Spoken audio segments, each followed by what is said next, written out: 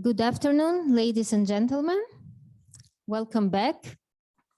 I promised that I would start the session on time. I'm just running 1 minute late, probably. Welcome to the fourth session of this conference, the third of today's. I would like to introduce myself first. I'm Elisabetta Pocci, and I will be moderating this session today with what I have started to call as my second hat, as IAWD, the Association Development Manager of IAWD. And I have the pleasure to co-moderate with one of the bright young water professionals that we have here with us today, Elsa, and I will invite her to introduce herself. Hi, everyone. My name is Elsa Belba. I'm a hydrotechnical engineer. I work at ACOM, National Agency of Water Supply and Sewerage and Waste Infrastructure. And recently I joined the Young Water Professionals in Albania. Thank you very much for the opportunity to be here in the conference. Great to have you, Elsa. So from the title of the session, I think you all know what we're going to talk about. And this has been an issue that has spilled over all sessions, and rightfully so, because it's so important, right? No matter what we do, if we don't have the human resources available to do the strategies, to do the plans, and then to implement them, we're not going anywhere. So I'm really happy that we are taking time now with a full session dedicated to workforce issues to discuss on the issues that concern our sector, our region actually, but as we know, these are not endemic issues to our region. So we have a very diverse panel here who will bring their experiences and insights into the issues that we will discuss. And I was actually on that diversity, I take that back in a different note. I noticed that we don't have so much diversity. I mean, I don't mind gender diversity. I hope Josh doesn't, okay? We're making up for previous sessions probably.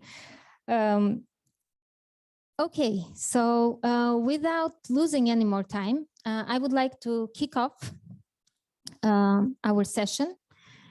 And I would like to invite the first speaker for today, Josh Newton. Josh is the founder of Josh Water Jobs. And I know Josh Water Jobs, and I know that there are a few fans here in the room. So it is that Josh that we follow and check for some opportunities. Josh, through the Josh Water Jobs, you are connecting young professionals with job opportunities and promoting career development. In addition to that, Josh is also an independent consultant and expert in global water governance, political processes, and stakeholder engagement. Josh is here with us today to speak on the future of water jobs and to give us some insights on that. Josh.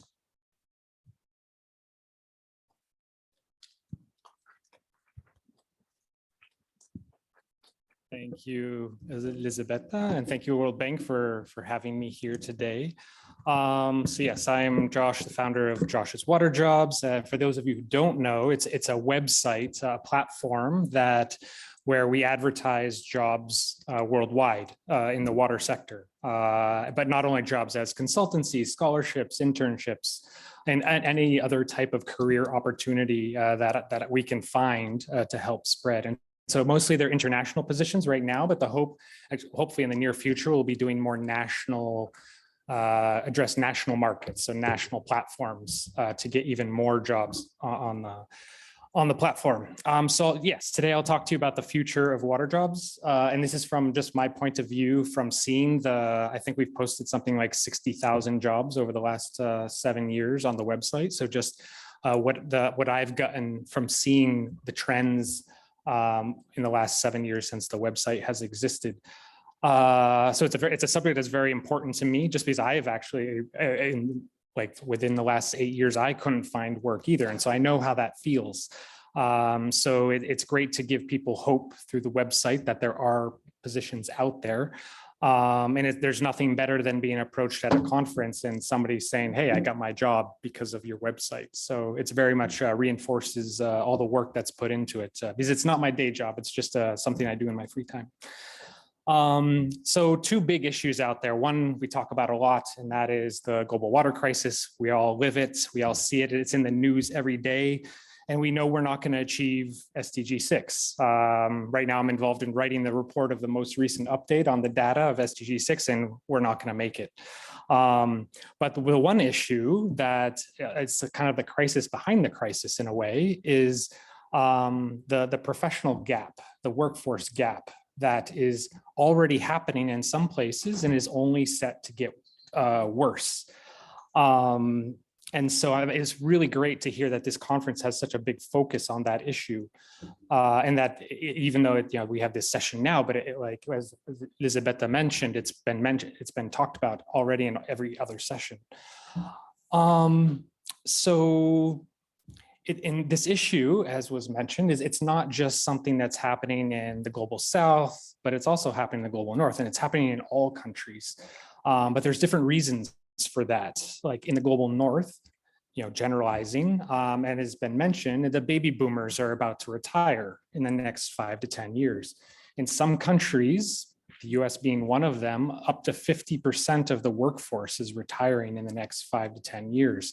And there isn't the backfill of younger professionals to fill those places. So in the US, there's a study that was done that 1.4 million jobs are going to be needed over the next decade, in addition to the normal trajectory of the people who are already taking those places.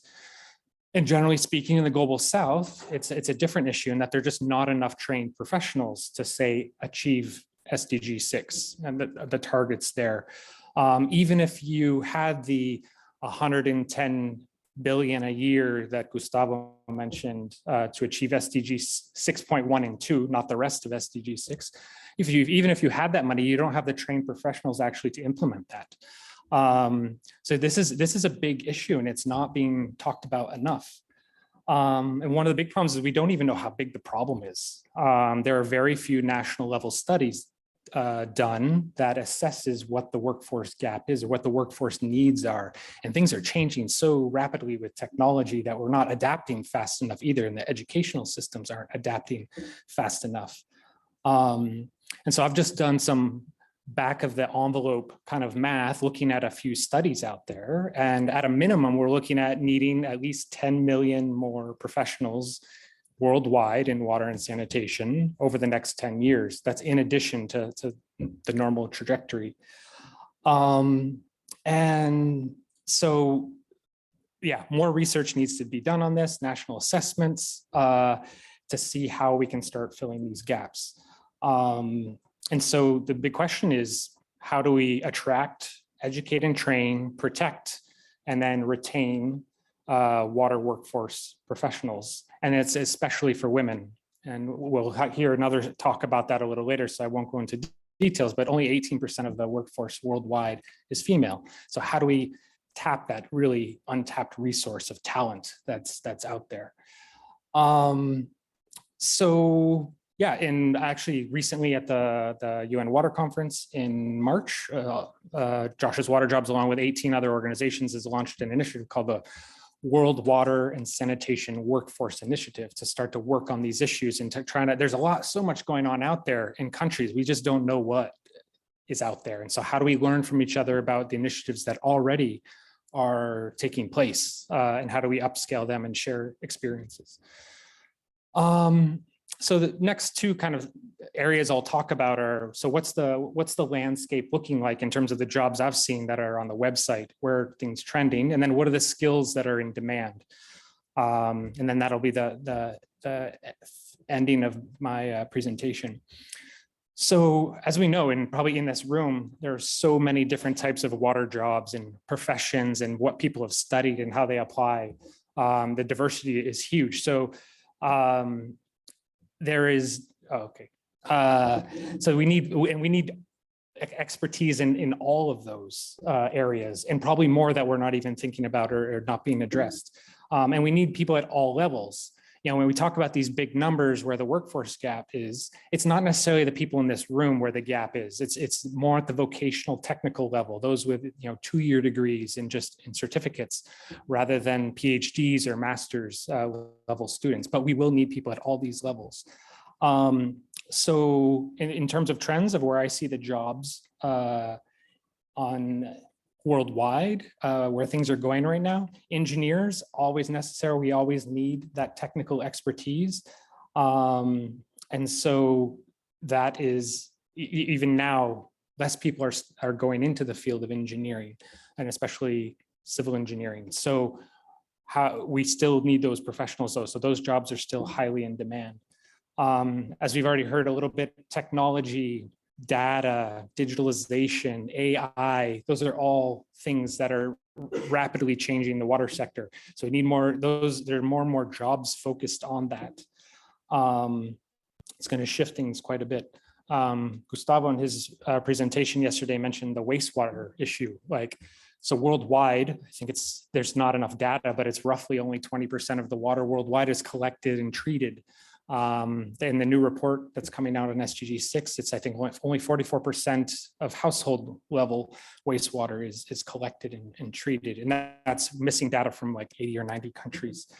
So the reality is we're going to have to move in that direction. But again, we don't have enough trained professionals. But I see more and more jobs now as countries start to address the wastewater issue more. Water, sanitation, hygiene, WASH. There's still some, I think it's 730 million people without access to WASH services still worldwide. And as we see with humanitarian crises, conflict, those are jobs that are always out there and in demand. And as we see climate change impact and have people migrating more, we're going to have more of these humanitarian situations. So WASH jobs are still always very present. The private sector, not those that work in water specifically, but depend on water. There's a slow movement towards hiring more professionals in these companies to deal with water risk, corporate water stewardship. It's still very slow, but you can see companies are starting to pay attention because there's more water risks out there, floods, droughts. So they're hiring professionals to start to look at what that means for their bottom line. And climate change adaptation. 10 years ago, 11 years ago, when I first started the list of jobs before it became a website, there were no climate change adaptation jobs related to water. And now, 5 years ago, they're starting to happen more and more. And now they're climate resilience, climate change adaptation jobs related to the water sector. There's more and more. So there's an uptick in those types of jobs as well. In terms of skills, as I said, there's so many different types of professions in water and sanitation. And I always get the question like, oh, what skills should I pick up to be more attractive in terms of a hire? And there is no silver bullet skill that's going to get you a water job, because there's so many different types of water jobs. But technical skills are always important. I'm a social scientist, so I sometimes regret not having as many technical skills, say in hydrology, et cetera, to better understand the technical side of things, but those are always in demand. As I mentioned with the data, technology, digitalization, AI, I'm already using AI for my work. Both, I'm hoping to use it for the website, but even in my more policy-oriented work, I'm already starting to use it. And so those skills will be necessary.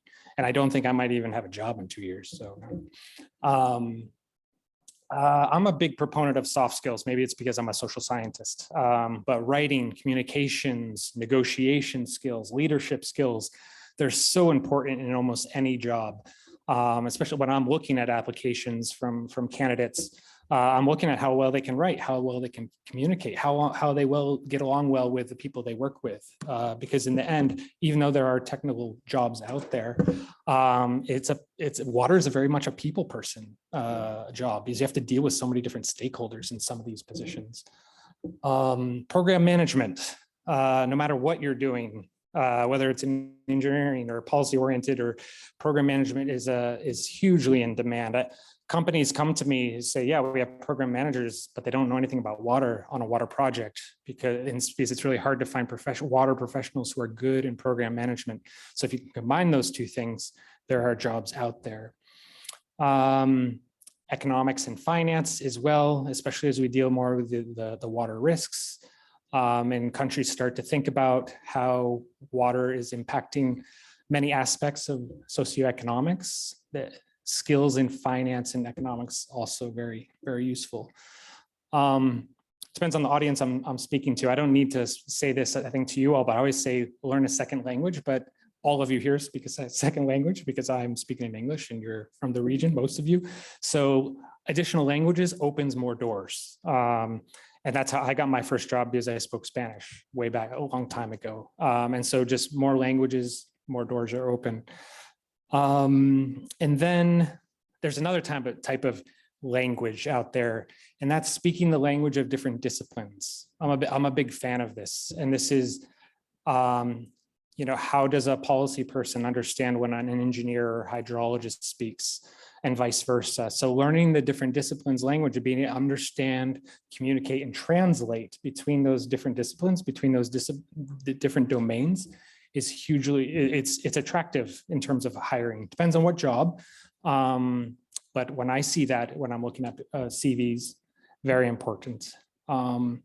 So I will end with that. I'm looking forward to your questions and hearing on the other presentations. But for the young professionals, I know it's hard to find jobs out there. Even if we have this gap, it's hard to find jobs. But just the final message is that, yeah, we need you. The world needs you. So stick with it. And yeah, look forward to talking.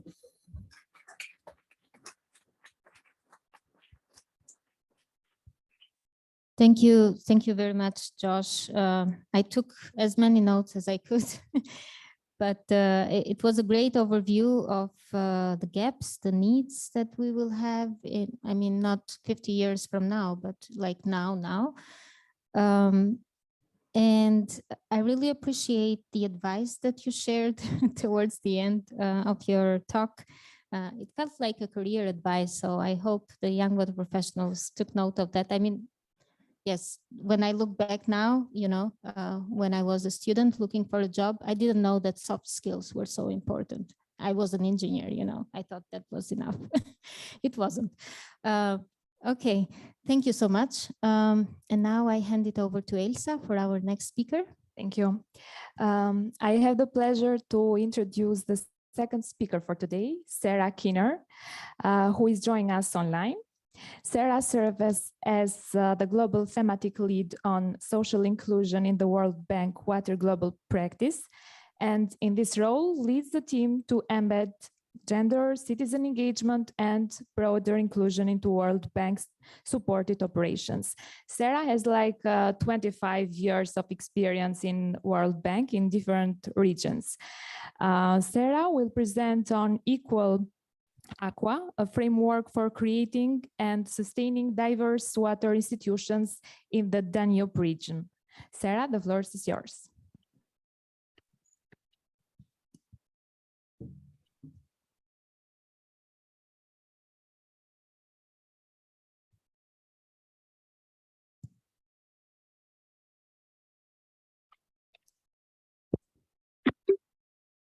Sarah, we cannot hear you yet.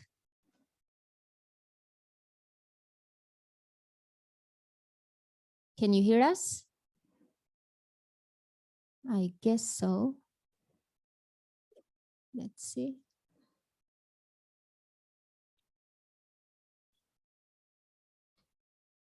Sarah, can you please unmute? And we see that. Yes, there we go. It was great. it was saying the host can unmute. Okay. So apologies. Can you all see my screen? Yes, it's okay. Well seen. Fantastic. Thank you.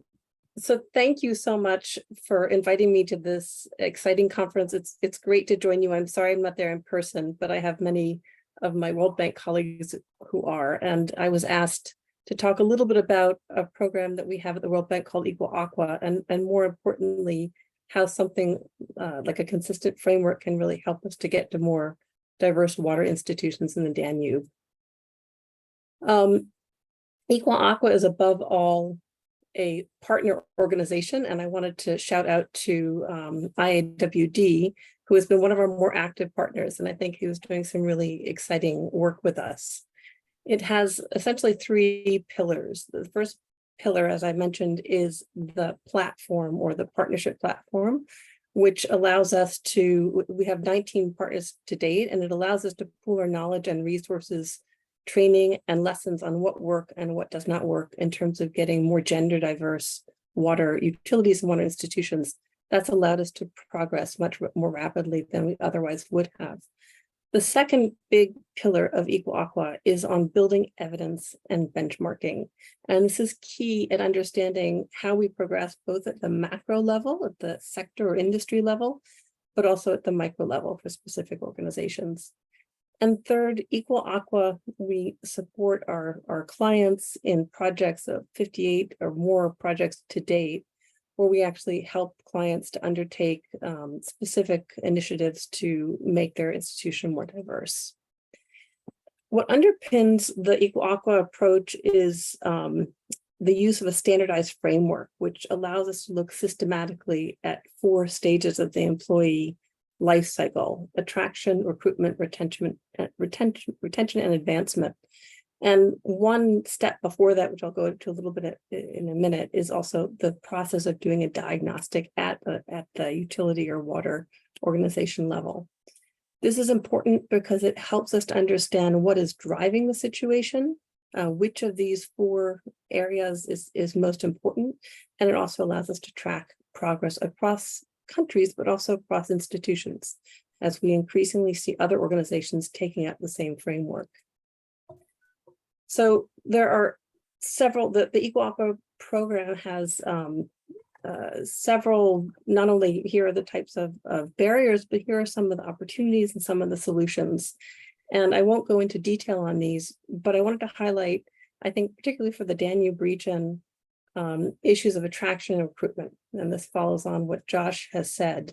And we have, many initiatives from partners within the Danube region, such as USAID has an engendering industries program in Kosovo and North Macedonia. But there's quite a resource of solutions to build on in this framework. So I mentioned before that this allows us to look both at the individual institutional level and at kind of the macro level. How are we progressing across a sector? Under the Equal Aqua program, at the individual water organization level, there's a confidential HR survey and a self-diagnostic that helps organization, utility, or water resource management organization understand what their specific gaps are, which is really key to get ownership for change. It's not the same thing to have data out there. If you have data for your own utility, and then what they have is a scorecard so you can compare yourself to others within your region or globally, which also helps to create some pressure for change. And finally, this anonymized data also helps build evidence on progress at the industry or sector level through a public interactive database. So you can go online, you can see how you compare, you can look at different metrics. And I think that's extremely important in terms of how we build a community to help really make progress and make progress much more quickly than we have in the past. So this has grown to the largest global sort of benchmarking database on gender diversity in the water sector. We now have over 240 utilities in 48 countries. And the more that we have regional representation, the more relevant this data is, the more useful it is. So what does the data tell us in general? I think we already know that there's a gap in terms of the workforce in women. 1 in 5 water utility employees are women. And we also know that there are regional variations that are significant. So you need to go beyond having the global average. You need the average for your region or even for your country for this to be most useful. However, when we look at the database for Equal Aqua for Eastern and Central Europe, we do not yet have a large enough sample to consistently gender benchmark and have representative data for the whole region.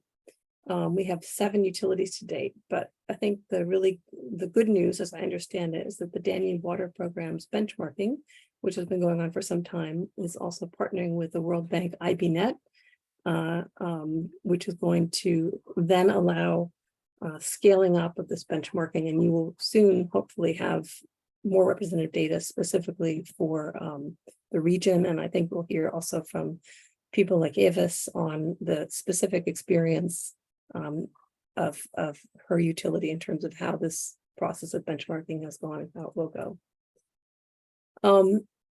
Why do I talk about this contrast between kind of macro level data and comparable data and a consistent framework, why that's important?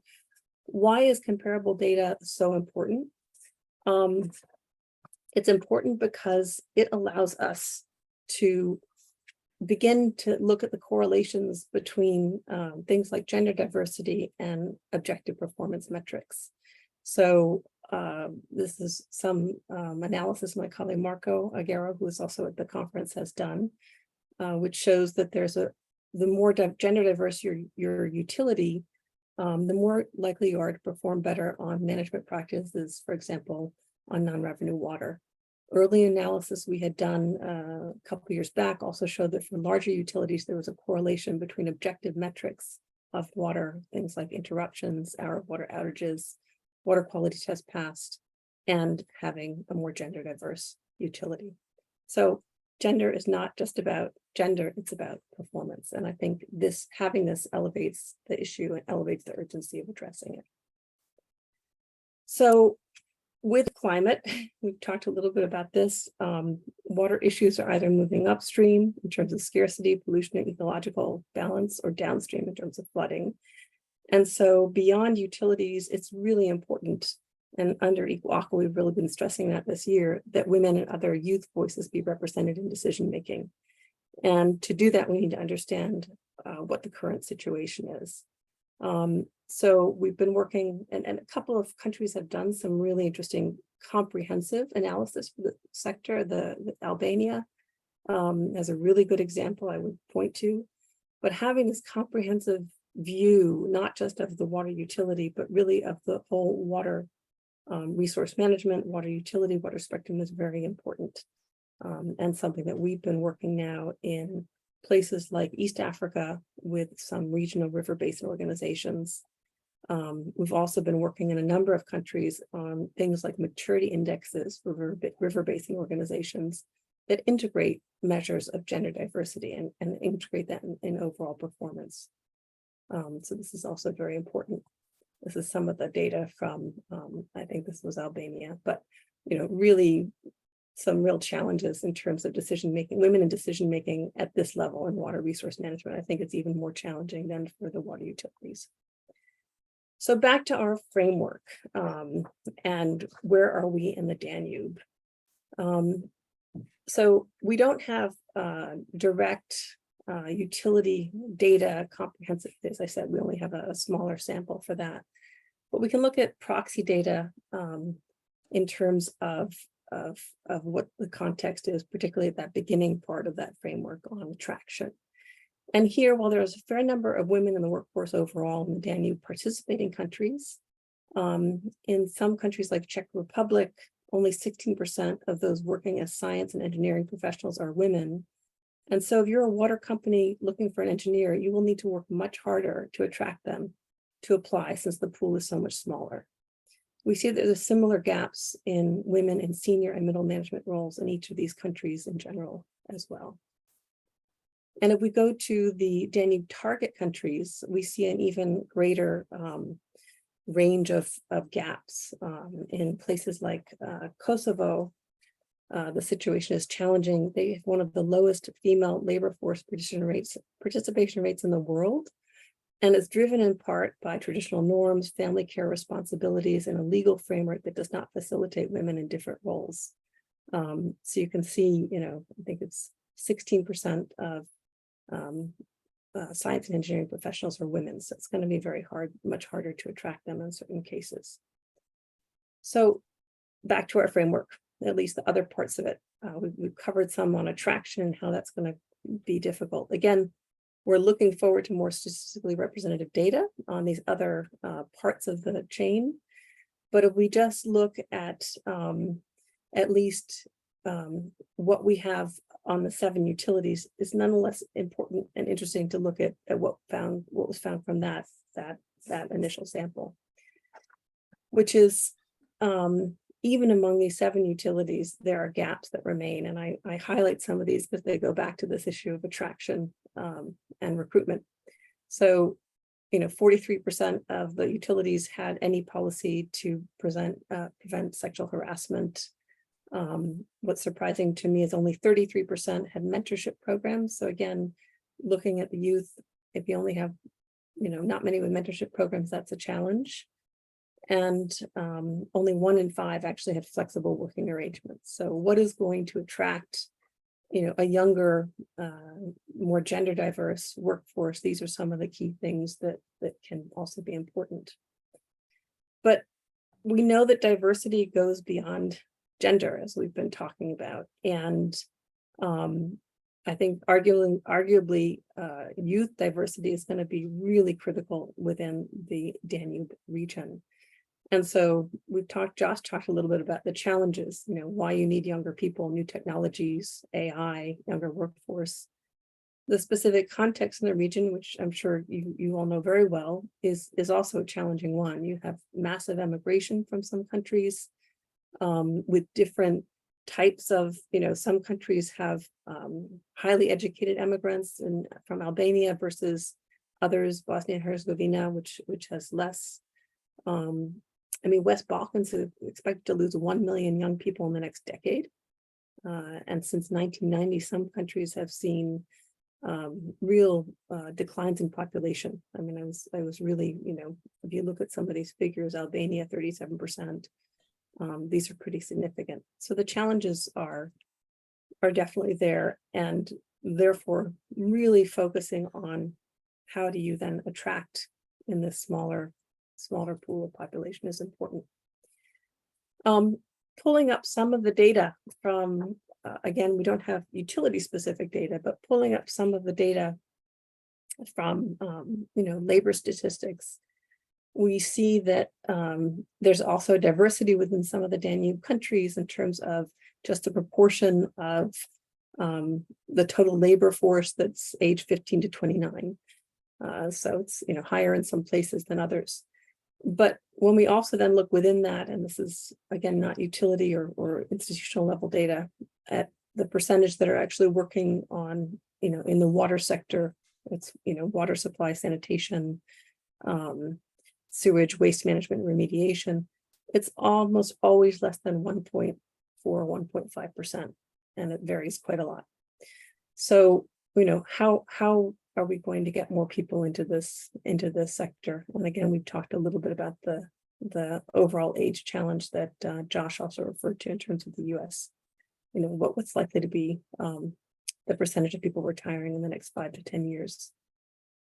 So looking at all of this together in terms of youth, where do we go from here? How do we bring it all together? And I have just a couple of reflections. First, just in looking at the diversity of activities within the region, there's a lot going on. There's many initiatives: Danube Transitional Program, Danube Youth Council, Western Balkan Platform on Education and Training, Montenegro and North Macedonia and Serbia have introduced dual education systems. There's a youth guarantee program in the West Balkans. I think taking some of the sort of observations and lessons from Equal Aqua, some things that would be useful to think through are, how do you use a consistent framework to better track whether efforts to attract, recruit, promote, and retain young workers are actually working? Second, benchmark and diagnostic, benchmark at the sort of sector or regional level, but also diagnostics at the level of a water institution. Again, how do you get that incentive or impetus to actually, it's one thing to know the data, it's another thing to say, in my organization, this is what we need to do. So scaling that up, we're trying to apply that to look at issues of youth and age and not just at issues of gender. We talked about this a lot during the UN water event, where we had a partnership with a number of our great partners who work on youth issues. And third, I think, listen. We need to listen to youth organizations, and I'm hear from some today, but we really need to listen to what is going to attract them, what is going to keep them, scaling up mentorships, and essentially also looking at efforts at attraction really early on. So there's some fantastic examples of how you can go to a university or a school and bring, for example, a model, 3D model on groundwater to get young people and young women in particular interested in the sector. We should be doing that at a fairly intensive scale, given what we know. So really focusing on those two areas initially in the framework. So with that, I'm looking forward to listening to the other panelists and having a discussion on how to tackle this in the next 10 years in the Danube. Thank you. Thank you, Sarah, very much for your presentations. And you will be with us for the questions and answers session.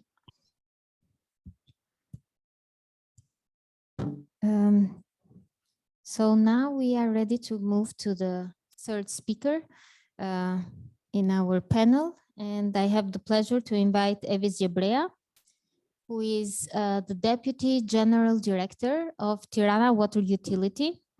Evis has been with the utility since 2016, and in her duties, she is involved and oversees different aspects related to sales, finance, policy, as well as representing the utility to third parties and international institutions. Evis will share the experience of Tirana Utility in recognizing and addressing the workforce issues. Thank you, Elisabetta. Good afternoon, everyone. It's my pleasure to be again with you. I still remember last year meeting in Tirana and the beautiful party we had near the sea. So it seems like it was yesterday. Thank you. So today I'd like to share a bit, as Elisabetta mentioned, some of the workforce issues that we are having and what we have done in that perspective. As a general idea, service area in Tirana, Tirana covers almost 1 million population, although the official statistics say that we have a lesser number.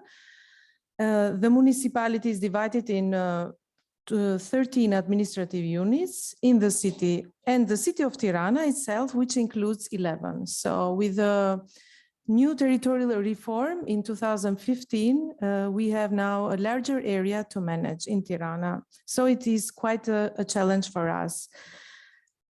So some of the strategic objectives, of course, we don't have yet 24-hour water supply, but in some areas, yes. But when talking about the whole city, the whole service area, we are not yet to that. So we are working on that. And the current strategy, of course, among others, is the development of human capital. So that is part of our strategic development. Now I'd like to share with you the first study that was done at our utility with the help of the World Bank using the EDGE strategy assessment tool. This was a study done in 2000, covering data 2017-2018. So I'm sharing this because this is the initial point when we started talking about gender issues in our water utility. So what is a career transition chart? First, to explain what it means, it shows the gender composition of each career levels and displays the rates at which men and women are entering or exiting the organization and being promoted or making a lateral move at various career levels. So it takes into account an organization's entire workforce. So the downward pointing arrows show an external recruitment at that level. The upward pointing arrows shows the exits. The horizontal arrows shows the promotions between levels. And the other symbol shows the rounded arrows show the lateral move or staying in the same position. So what does this data show? So as a parenthesis, the study covered the total workforce and the participation rate was 42% at the time in 2017-2018. So what does this chart shows? In terms of the career transitions, the analysis indicates that men are more likely to be hired at the field employees and specialist levels. So you can see with 85% men and 15% at the field employee level, women. Again, at the specialist level, we have 52% more men and 48 women. While women were more likely to be higher at the head of offices level, with 52% of women and 48% of men, when compared with the gender composition of the workforce already employed at these levels. Men were more likely than women to be promoted from the field employee level, the only level at which promotions took place at the time. And finally, men were more likely to leave the company at the field employees and specialist level. So there were no exits from the highest three levels. So this is just to give you an idea what was the situation when we did this assessment.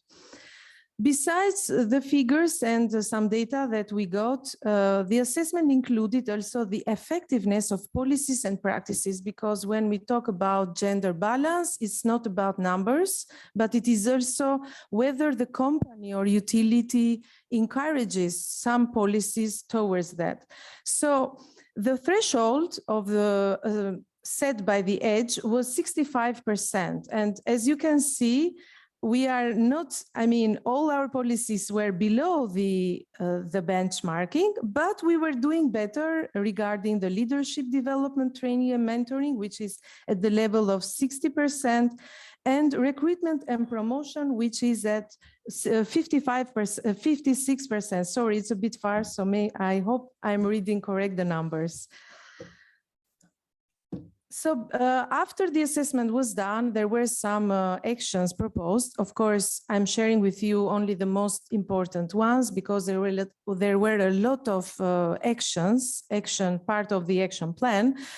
But some of them were that the recommendations were to set targets or objectives for the gender composition by management level and have an action plan in place on how to meet the targets and objectives.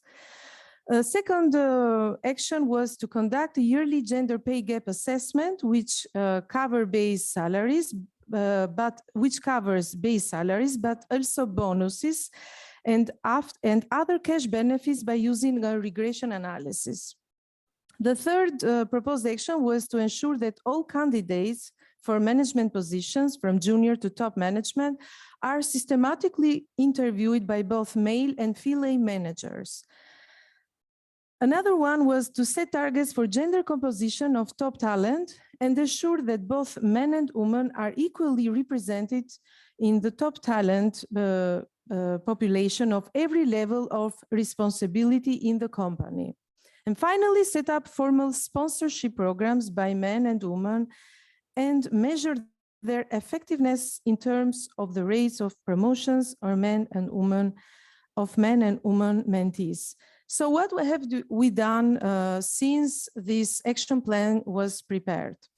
Some of the progress of these are listed here. So objectives are set for the gender composition by the management level in the revised business plan, 5-year business plan, 2020-2024. And we thank the Evaluate, the company that has helped out with that, which consists on developing a policy specifically for genders. So finally, it is part of our business plan. Another progress is on a discussion we have discussed with a private university to conduct the yearly gender pay gap assessment by using a regression analysis. So we are hoping to start soon. Candidates for management positions are systematically interviewed by both male and female managers. And finally, we have a dedicated partly budget for sponsorship program for men and women to follow advanced studies in the water sector. Also, besides that, we have signed some agreements for the internship programs with Albanian Association for Water and Wastewater, SHUKALP, with the Faculty of Civil Engineering, Polytechnic University, and Ministry of Education and Sports. And we receive young students who graduate or are just to graduate to have internship in our water utility. Here I would like to share some of the workforce data for the last year, 2022. So the total number of employees, as you can see, it's composed of 70% men and 30% are women. So I think it's a good number compared to other countries and other utilities in other countries. When talking about managers, again, we have 70%, 75% are represented by men and 25% by women. And I'm happy that I am part of the top management level, being a woman. Recruited from outside the institution, we had 159 in total for the last year, with 63% were men and 37% were women. So it's a good number. Promoted from inside the institution, it's a low number, 8 and 7. And finally left the institution, we had 10%, 10.5% men, and 11.69% were women. So this is just to give a general idea about workforce data. Now, the turnover rate in the last 5 years is the following. So we have, of course, a high number of employees because this is due to the lack of digitalization processes, and also because of the increased area of service since the territorial reform took place. And if we look at the numbers of the turnover rate, we can see that the rate is almost 10%. So the range is, let's say, 10%. So this is something, okay, 1 year is higher, another year is lower, but this is the range at 10%. So this is, the situation where we are. And here we have prepared a SWOT analysis just to show what are our strength. And of course, our strength is that we have quite a dynamic environment. The average age is 40 years old, so quite young. The staff capabilities, of course, meets currently the needs for delivery of essential water services. It is a good potential for competencies upgrade and good education and experiences. Of course, there are many others, but I just listed the most important.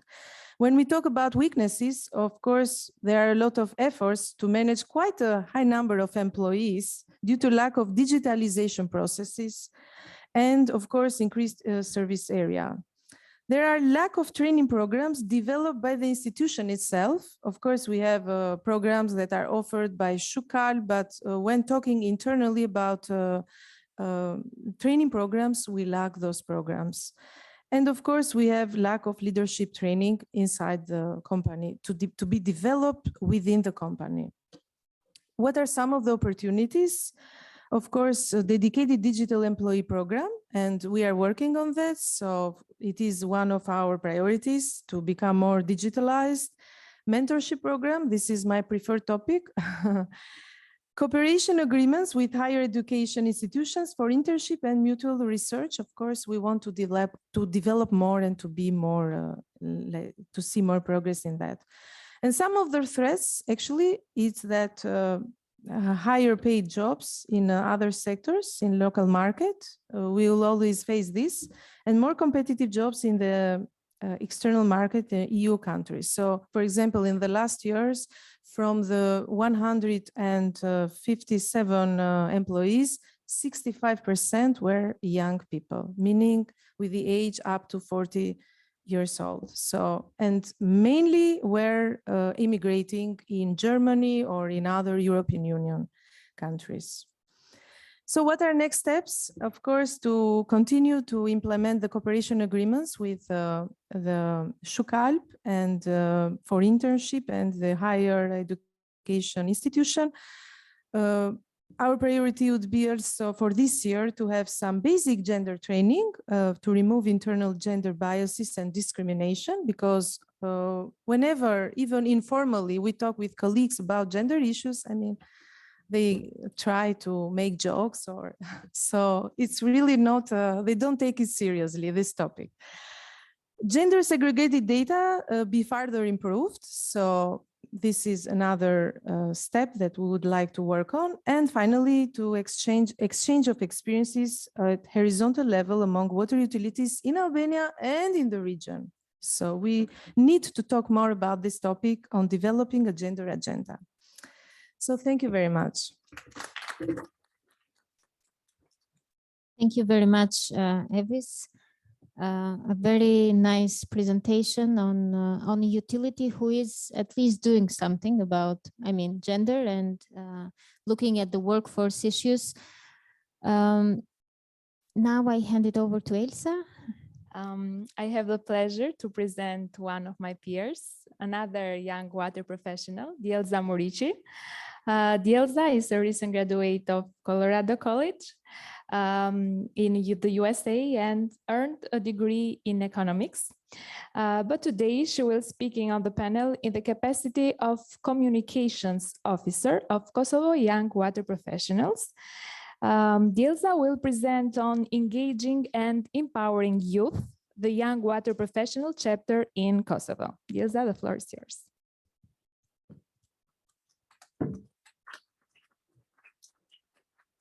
Thanks, everyone. Hi and welcome. As Elsa said, my name is Dielza Morici. I'm a communications officer with Young Water Professionals in Kosovo. And today I'll be presenting on engaging and empowering young water professionals. This is from the perspective of water professionals in Kosovo. To give you a little bit of background about us as young water professionals in Kosovo, our mission is to empower, mobilize, and develop the professional determination of young professionals in the water sector.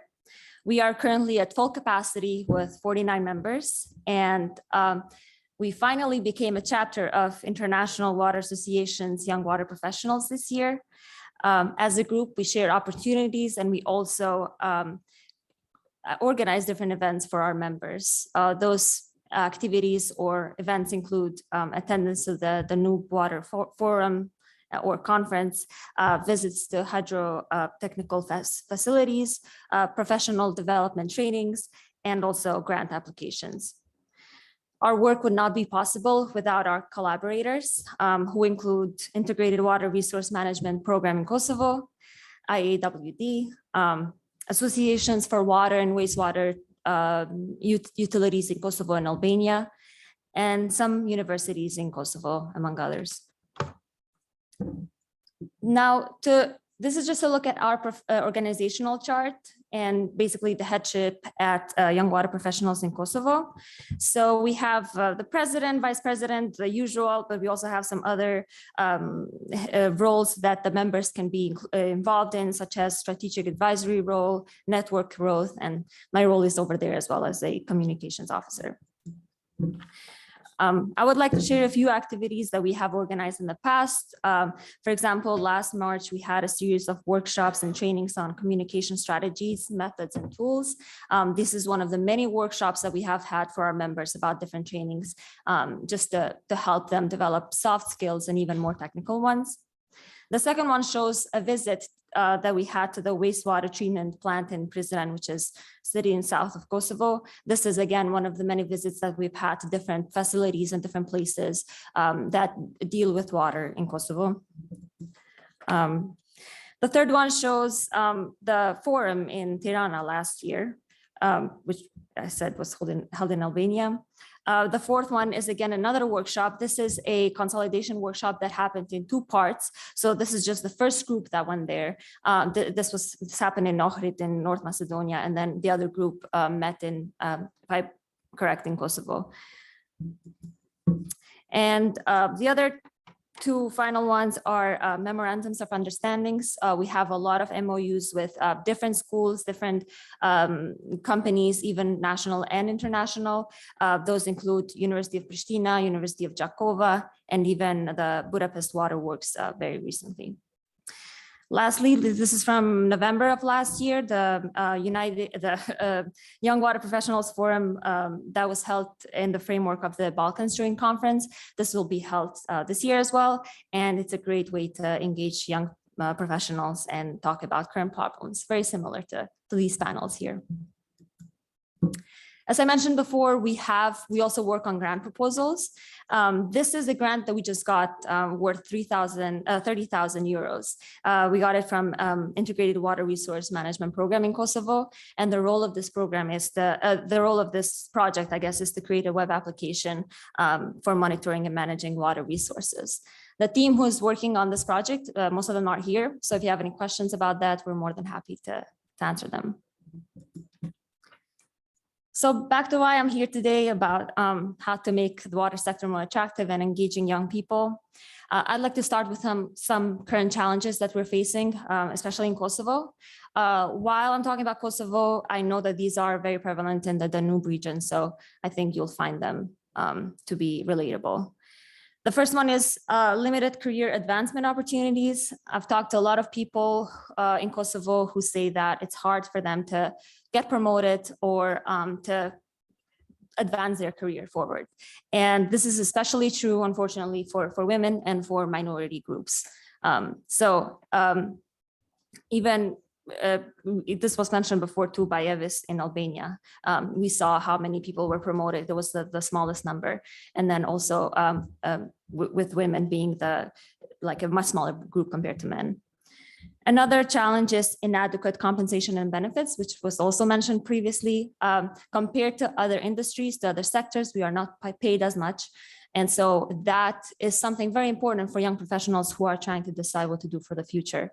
Of course, something that is paid more is also more appealing for them. So they will choose something that gives them a more comfortable life compared to the water sector that is not paid as well. The other point I have here is insufficient public awareness. And this is not true only in Kosovo or the Danube region. I've found this true also for a lot of Western countries.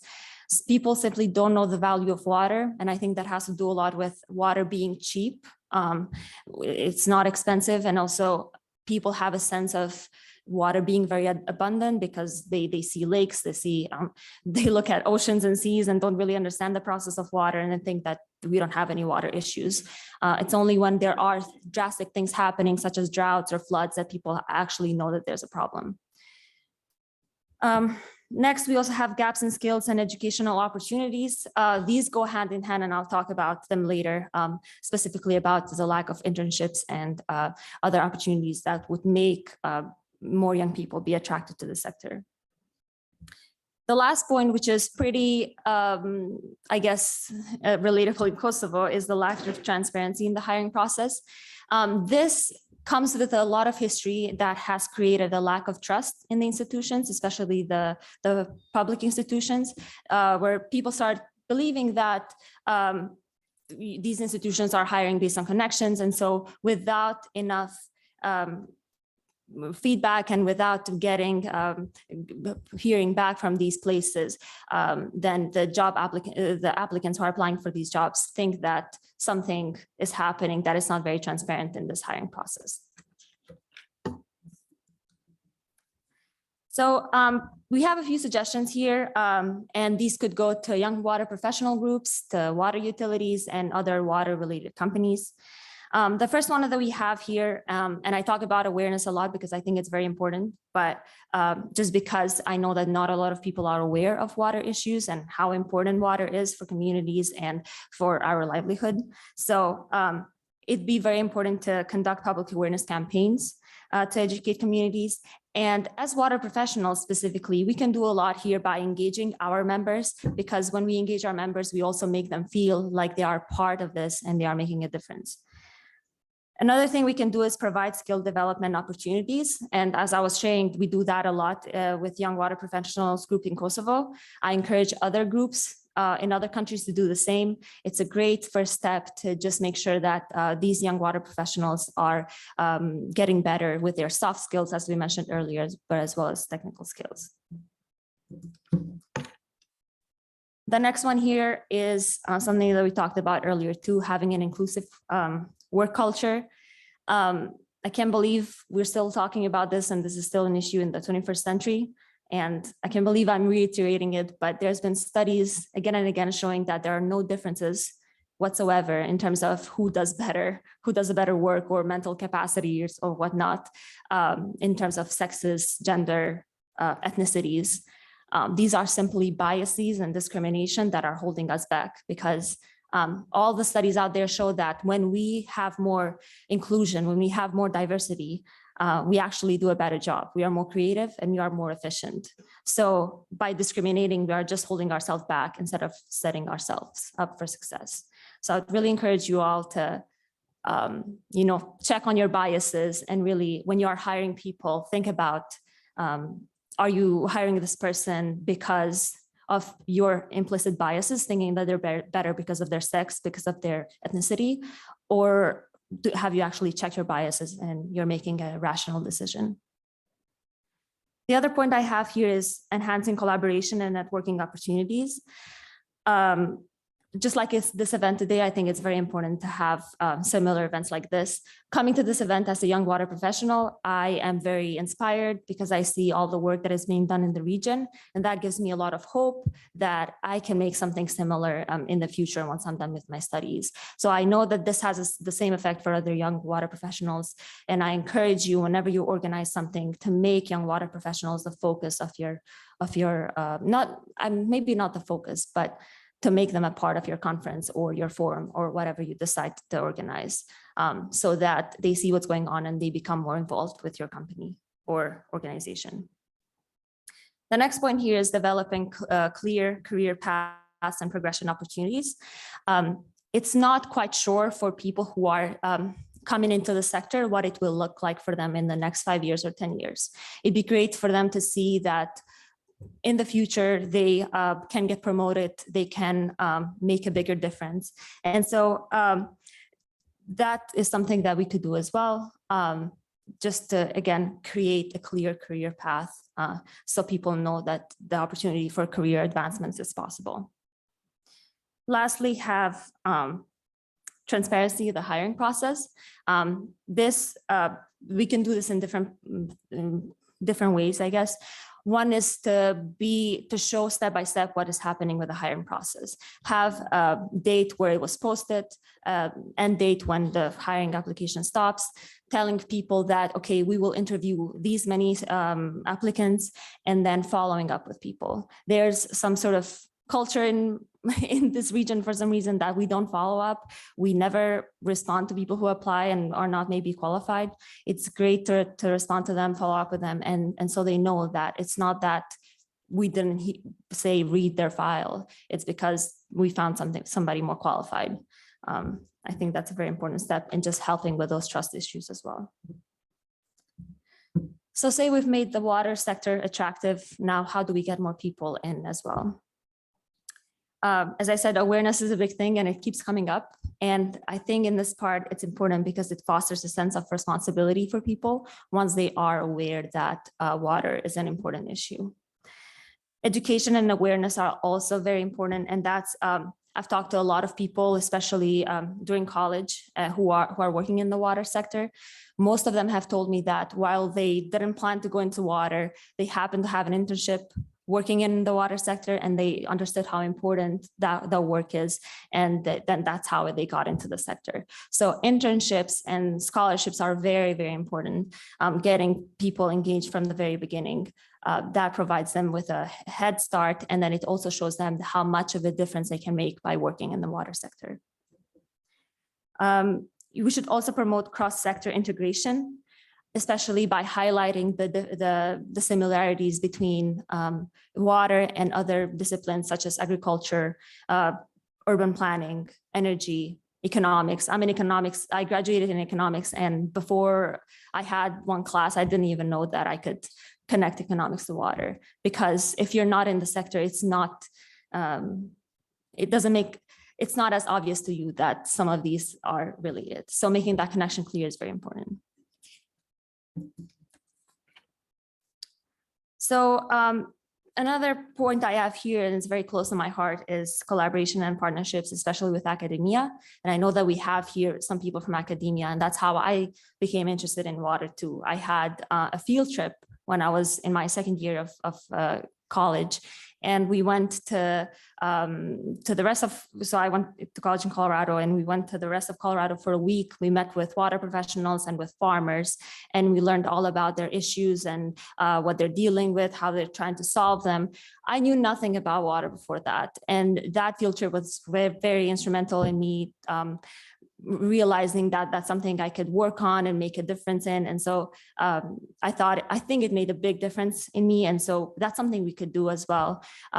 If you work in academia, have guest visitors who are coming from utilities, or if you are a person working in a utility, talk to people from academia and maybe go visit them and tell students what you're doing and what differences you're making. Again, if you are in academia, you could visit a utility. That's what we did with one of my classes. We went to a water utility and they told us all about what they do and how they get the water, how they pay for it. That's how I understood that water is actually very cheap and we don't know the true value of it. So you can teach students a lot or young people a lot by these field trips and these firsthand experiences. Lastly, I have success stories here. This relates also to career paths and career advancements. I assume all of you here either have, like as utilities or as companies, have websites or social media. It'd be a great way for you to share those stories when people get promoted or when people say have a conference and they are presenting something, just because it shows others that this is what I can do when I work in water. This is the difference that I can make. This is how much more I can get promoted after my first job. So these are just some examples. And finally, I would like to bring it back to collaboration again. I think that it has been mentioned before, but youth engagement is vital for the sustainable future of the water sector. And we have to work together to create an inclusive, innovative, and also attractive water sector. Thank you. And if you want to contact us, that's our email, social media. Thank you very much, Dielza, for your presentation and also for sharing with us the work that young water professionals in Kosovo are doing. I want to thank Dielza as well, myself.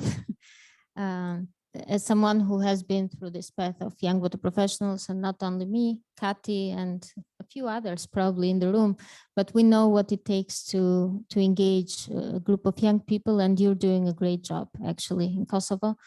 And we hope to see this more and more in our region. And on behalf of IAWD, know that you are very close to our heart, and we look forward to support you. I mean, this was one case, but we want to stay in touch with you and to support you with every way we can. So consider us as your partner. And with that, we are in great timing for some discussions. Who is looking forward to talk back to us, to the panel? I am actually, but before we do that, so before we open for the classical Q&A, I would like to start some questions, to throw some questions back to the audience. We would like to measure how are we doing in this audience, you know, against these issues that we raised: diversity, workforce issues, youth engagement. So again, you know the procedure. I will start the poll. Yes, it's fine. And then after this, we will have questions and discussions. And please, we would like to give priority to people who raise their hand in the room. I mean, we have the poll, but please take the chance to take the mic. So here we go with the first question. And in the meantime, we will see how much time we have, but if the panelists pay attention also to the answers, we might get like some feedback from you as well on the answers we get. So how would you rate the level of gender diversity in your current workplace? Okay. We're competing between very diverse and somewhat diverse. Okay. Okay, somewhat diverse. Okay. Good. Next question.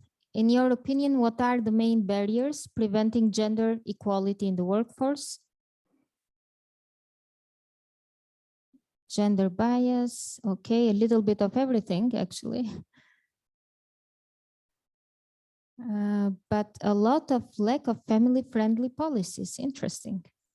So quite a few women in the audience, I guess. Maternity leave, flexible work arrangements. Okay, but gender bias and stereotypes also one of the issues that Dielza also mentioned.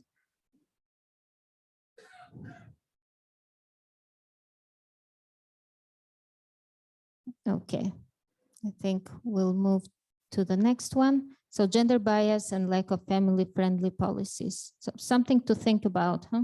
Water utilities. Do you think there is adequate representation of women in leadership positions within your water utility?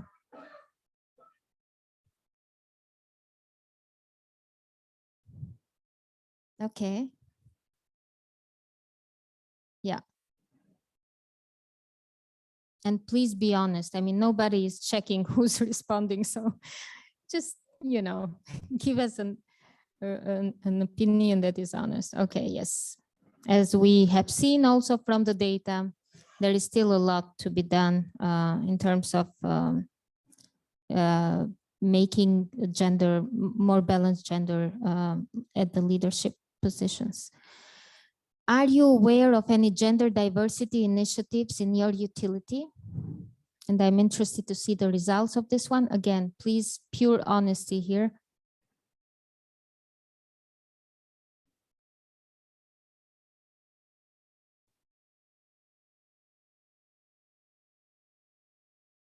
Okay, yeah, I guess we expected the result more or less. The next question, actually, this one is more dedicated for young water professionals, but I think it can go on for, it fits for everyone. Please rank the following factors that you appreciate most when considering working for water utility. I don't see any answers coming. It's what? Ethics. Okay. Yeah. Okay. Yes, actually, because it was the ranking. Thank you. Okay. Let's see how this changes.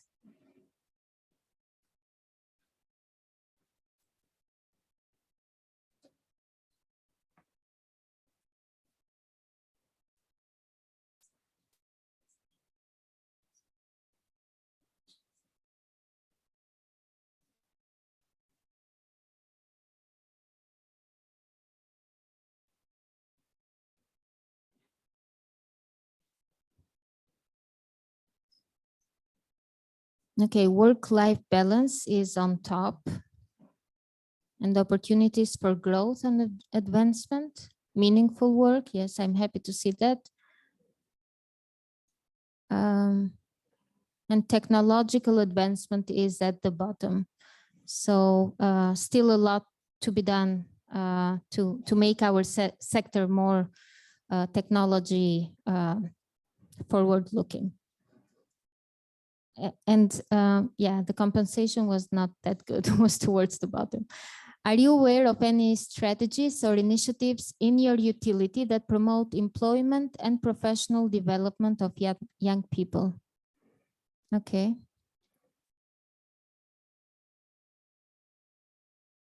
We have, yeah, majority of no's and some are unsure, but also some positive answers. Yes, I'm actively involved, and yes, but I am not involved. Okay, good to see that there are some initiatives in this room.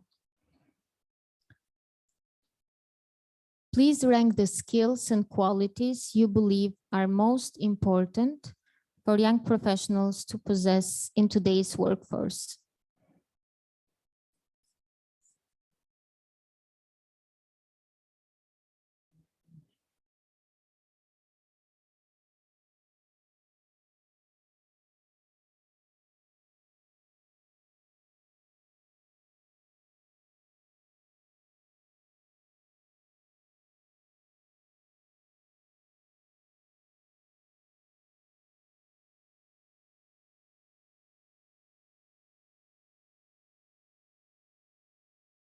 Okay, problem solving and critical thinking abilities is on top.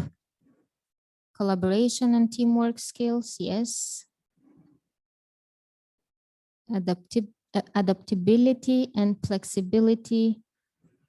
Yeah, strong communication, personal skills, digital literacy. Okay, it's going up. Okay, leadership and decision-making capabilities at the bottom. I'm not sure why, but that's what we get. No, I'm not influencing. Okay. And I think this was the last one. Yes. Good. Thank you for interacting with us. Interesting to see the answers. Now, how we do this? We have less than 15 minutes for a question and answer, the classical way or the digital way. Both are fine. We will monitor, actually, you can still use the Polyp to put your questions, or as I said, you are welcome to raise your hand and ask a question to our panelists. And I would really like to see one question from a young water professional and one from a utility at the minimum, but no pressure.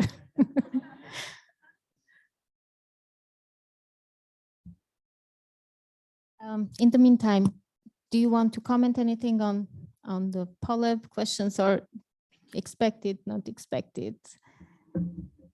Or probably we wait for the questions. Yeah, we have some. Okay. Elsa will help me actually to pick some of the questions. Okay, I don't see any hands up. No, not yet. Oh, okay, we have one here, a volunteer. Great.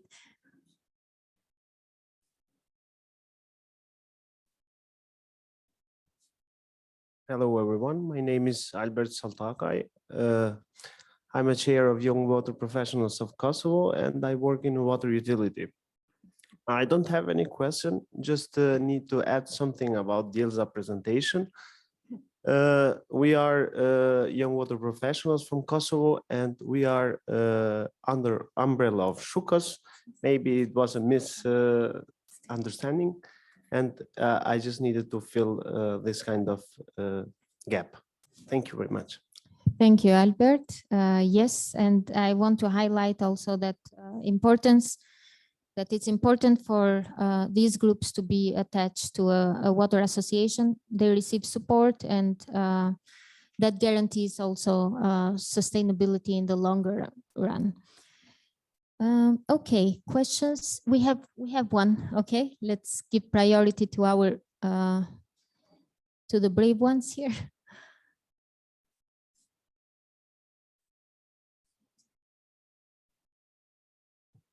Hello, my name is Lubomir Filipov from Sofia Water Company, part of Veolia. My question is towards the young professionals, and it is, what is the biggest stress you have when you are joining the water companies? I'm not sure I can answer this question truthfully because I'm still studying. So, but I assume for me, my biggest stress once if I were in a water company would honestly be the biases that I mentioned earlier, as specifically as the woman. In the Balkans, in the region, there's a lot of prejudice against different groups, not just women, but we're not very open to diversity, not very open to seeing change. And that comes in different ways, right? So I think that I'd be scared that my ideas or things that I would like to change would not move forward because first, I'm not seen as very capable. And then second, people don't want to change what they have been working on before. Just one comment, if you are on the board, that means that you're capable. Otherwise, you've never been there. Thank you. Any other questions? Do we have a comment? Okay, let's read the comment. I think one important item that never came up is that many young professionals put a lot of value on a respectful workplace. For many of my peers that have left a workplace, it came after a loss of trust in and respect for management due to this respectful behavior by managers. Oh, okay. Well, it happens, and not just in water utilities, but I don't know if someone wants to comment on that importance of a respectful culture and the management showing leadership rather than the other way around. And Sarah, please, you may also want to join this discussion from your experience with Equal Aqua. Or shall we take it as a comment for now and then move on to some other questions? Okay, good. How can an event like this here help to make a change? Okay, we don't know who who should answer that question. And I don't want to answer as a moderator. That's not my job. Okay, maybe I'll answer. It starts with bringing people together, right? If we don't come together to discuss these issues, then how can we even address them and solve them? Yes, and of course, everybody that is present in the conference come with an objective. So we have some expectations when we participate in a conference, and based on that, people get encouraged. So based on that, they can continue with an action plan on the objectives that or the expectation that they had before the conference. So this is how it happens with me. So it's not that I just participate to hear and to look at people, but I come with a purpose, with an aim. And at the end of the conference, it's like I do a self-assessment. Did it reach my expectations? Where do I need to improve? So based on that, I write an action plan. Okay. Thank you, Ebis. We don't have any more questions in the Polev audience. I had Sarah? one. Yes, please, Sarah, go ahead. Sorry, I had one just sort of comment. Sorry, I was having trouble unmuting. The question that was raised on sort of lack of trust in a process or why people leave. One of the things that I mean we have at the World Bank and other organizations have is we talk a lot about the quantitative numbers and so forth. Those are all very important. But what's also important is having some rapid surveys, anonymous surveys within an institution that allow you to get a pulse of how people actually feel about the environment. We actually did one internally at the World Bank many years ago where we actually asked people, do you feel that your career is impacted by gender or other issues of in this case, it was gender.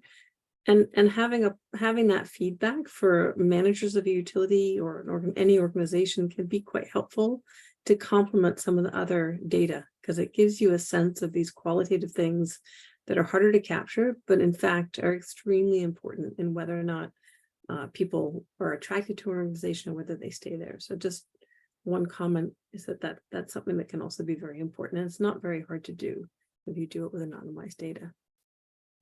Thank you, Sarah. Thank you for that input. Okay, one question to Josh. Your blog is focusing mostly on, not mostly, but as I know it, on jobs related to higher education, right? It's consultancy work or positions that require higher education. But you also mentioned in your points, that the water jobs that are already needed and will be needed in the future are at all levels, vocational as well. And we see those vocational and technical skills or trainings becoming more and more popular, even in our region, the Western Balkans. We had left them totally not forgotten, but we had focused so much on university. People we're getting 2 degrees of universities and then not being able to find a job. But now we see those more and more coming up. How is that going to impact Josh's water jobs?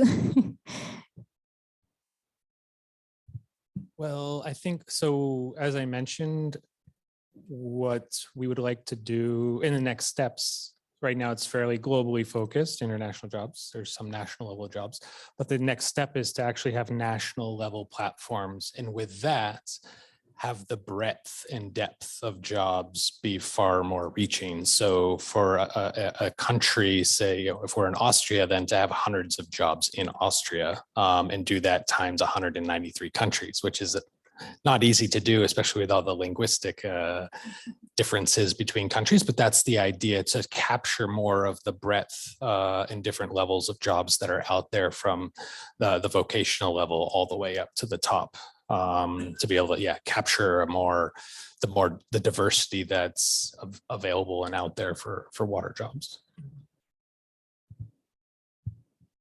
Thank you. We have a few more minutes.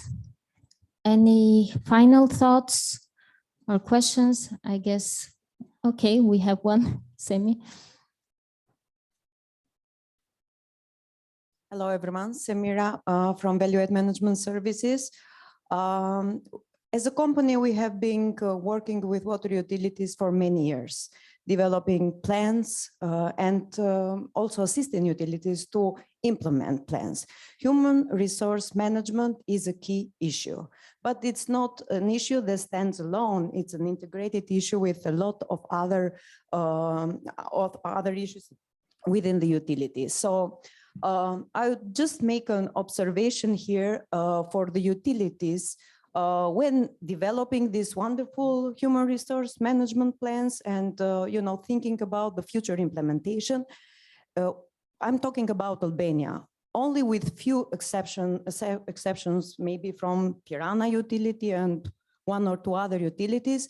When the key managers develop the business plan of the utility or the next year plan or budget, there is no allocation or budget on how to empower or how to develop the human capacities or workforce that they have in their utilities. So there is something that you should think of for the future, because training, development, mentoring, exchange of experience is something that utilities should think within their own sources and then, look or reach to other institutions. The other thing that we have been observing for many years is that political influence, and none of the panelists maybe they know that this is a real problem, a real issue, and we see that every day in working with the water utilities. So how can we break down from that path? Awareness in the high level of the water sector policymakers, so that they understand that bringing or delivering this service is very important, and it's not a job placement of after elections of any person that you can make a favor. This way, also the levels of management can work better. So just think about these issues when, in your utilities, and reach out for also training and mentoring programs that we have with the associations and also institutions. Young water professionals, it's fantastic to be involved with the water utilities. We have utilities that in Albania that they lack capacities, also they lack real human resources, and also the aging factor. Thank you. Thank you so much, Semi, for bringing this real on the field experience of the work that you do with utilities. And yes, that political influence, I'm sure we can learn from each other in this room. And also it's important to have the budgets. Without a budget, dedicated budget, there is no commitment. So I take both of those comments and everything that was said in this panel, and please take it with me to the next session. We will introduce what the next session is about, but we will be discussing in more details and more closely in roundtables around these issues and the ones we have heard during this morning. So with that, I would like to thank our dear panelists and Sarah, who is with us virtually. Thank you so much for sharing your insights and your experiences. So please join me in thanking them with a round of applause. Also, I would like to thank the audience for being here and for engaging in the discussion. And also I want to invite Katya. You want to make an announcement?